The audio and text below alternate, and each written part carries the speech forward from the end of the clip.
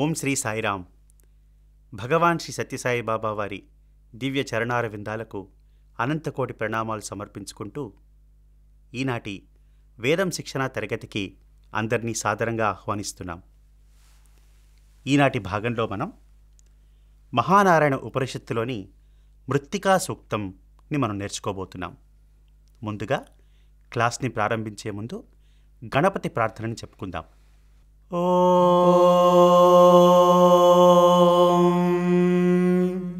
గణానాం త్వా గణపతిగుం హవామహే కవిం కవీనాముపమశ్రవస్తమం జ్యేష్ఠరాజం బ్రహ్మణాం బ్రహ్మణస్పత ఆనశృణ్వన్ నోతిభిः सीदसादनं प्रणो देवी सरस्वती वाजेभिर्वाजिनीवती धीनामवित्रयवतु गणेशाय नमः सरस्वत्यै नमः श्रीगुरुभ्यो नमः హరిః ఓం.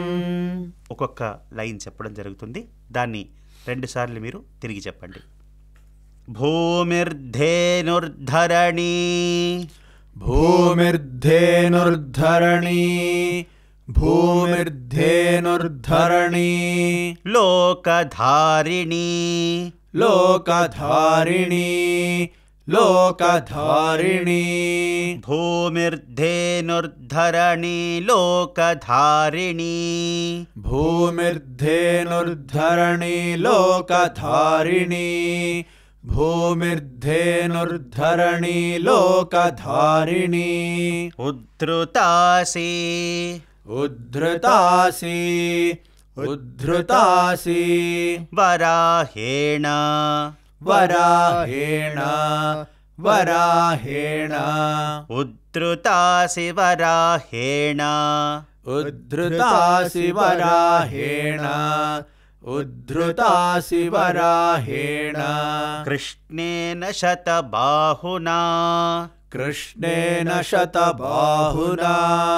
కృష్ణేన శతబాహునా ఉద్ధృతాసి వరాహేణ కృష్ణేన శతబాహునా ఉద్ధృతాసి వరాహేణ కృష్ణేన శతబాహునా ఉద్ధృతాసి వరాహేణ కృష్ణేన శతబాహునా మృత్తికే హనమే పాపం మృత్తికే హనమే పాపం మృత్తికే హనమే పాపం యన్మయా దుష్కృతం కృతం యన్మయా దుష్కృతం కృతం యన్మయా దుష్కృతం కృతం.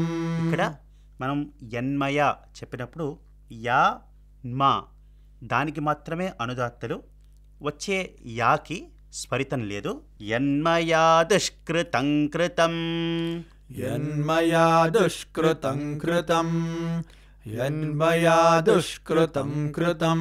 మృత్తికే హనమే పాపం యన్మయా దుష్కృతం కృతం మృత్తికే హనమే పాపం యన్మయా దుష్కృతం కృతం మృత్తికే హనమే పాపం యన్మయా దుష్కృతం కృతం. మృత్తికే బ్రహ్మదత్తాసి మృత్తికే బ్రహ్మదత్తాసి మృత్తికే బ్రహ్మదత్తాసి కాశ్యపేనాభిమంత్రిత కాశ్యపేనాభిమంత్రిత కాశ్యపేనాభిమంత్రిత. మృత్తికే బ్రహ్మదత్తాసి కాశ్యపేనాభిమంత్రిత మృత్తికే బ్రహ్మదత్తాసి కాశ్యపేనాభిమంత్రిత మృత్తికే బ్రహ్మదత్తాసి కాశ్యపేనాభిమంత్రిత.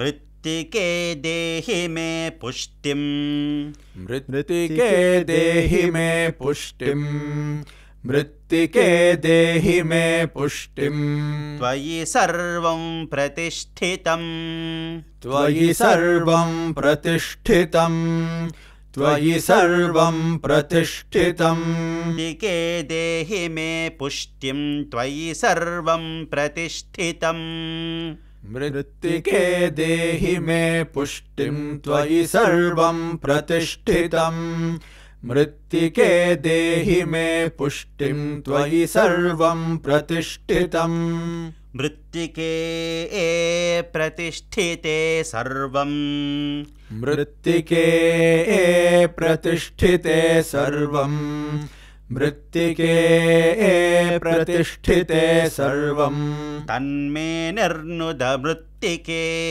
तन्मे निर्नुद मृत्तिके तन्मे निर्नुद मृत्तिके मृत्तिके प्रतिष्ठिते सर्वं तन्मे निर्नुद मृत्तिके मृत्तिके प्रतिष्ठिते सर्वं तन्मे निर्नुद मृत्तिके मृत्तिके प्रतिष्ठिते सर्वं तन्मे निर्नुद मृत्तिके तया हतेन तया हतेन पापेन पापेन पापेन तया हतेन पापेन तया हतेन पापेन तया हतेन पापेन गच्छामि परमां गतिम् गच्छामि परमां गतिम् गच्छामि परमां गतिम् तया हतेन पापेन गच्छामि परमां गतिम् तया हतेन पापेन गच्छामि परमां गतिम् तया हतेन पापेन गच्छामि परमां गतिम् మనం ఈ మంత్రం చాలా చిన్నది కాబట్టి మొదటి నుంచి ఇక్కడి వరకు ఒక్కొక్క సెంటెన్స్ని రెండేసార్లు మనం చెప్పుకుందాం.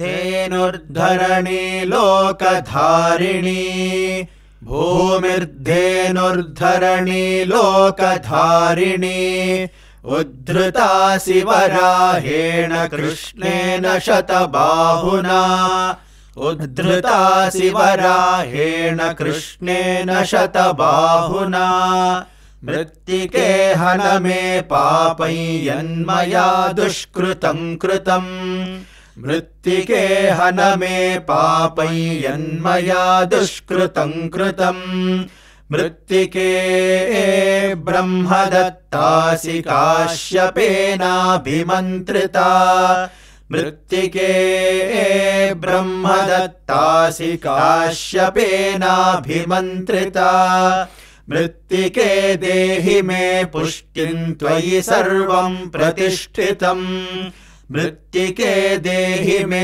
పుష్టిం త్వయి సర్వం ప్రతిష్ఠితం మృత్తికే ప్రతిష్ఠితే సర్వం తన్మే నిర్నుద మృత్తికే మృత్తికే ప్రతిష్ఠితే సర్వం తన్మే నిర్నుద మృత్తికే తయా హతేన పాపేన గచ్ఛామి పరమాం గతిం తయా హతేన పాపేన గచ్ఛామి పరమాం గతిం ఓం శాంతి శాంతి శాంతి.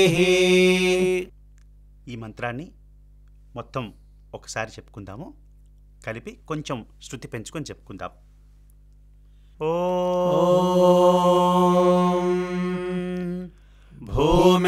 భూమిర్ధేనుర్ధరణి లోకధారిణి ఉద్ధృతా శివరాహేణ కృష్ణేన శతబాహునా మృత్తికే హన మే పాపై యన్మయా దుష్కృతం కృతం మృత్తికే బ్రహ్మదత్తాసి కాశ్యపేనాభిమంత్రితా మృత్తికే దేహి మే పుష్టిం త్వయి సర్వం ప్రతిష్ఠితం మృత్తికే ప్రతిష్ఠితే సర్వం తన్మే నిర్నుద మృత్తికే తయా హతేన పాపేన గచ్ఛామి పరమాం గతిం ఓం శాంతి శాంతి శాంతి.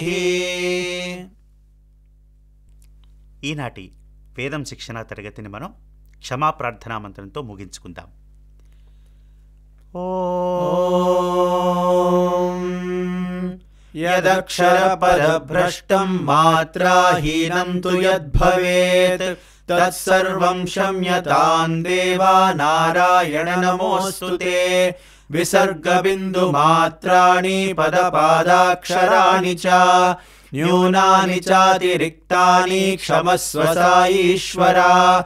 అపరాధసహస్రాణి క్రియంతే హర్నిశం మయా దాసోయమితి మాం మత్వా క్షమస్వ సాయీశ్వరా.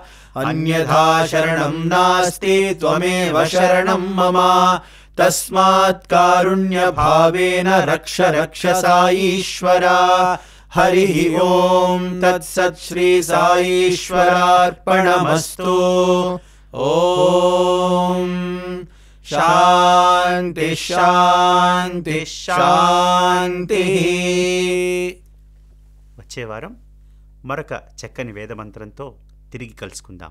అంతవరకు సెలవు. సాయిరాం.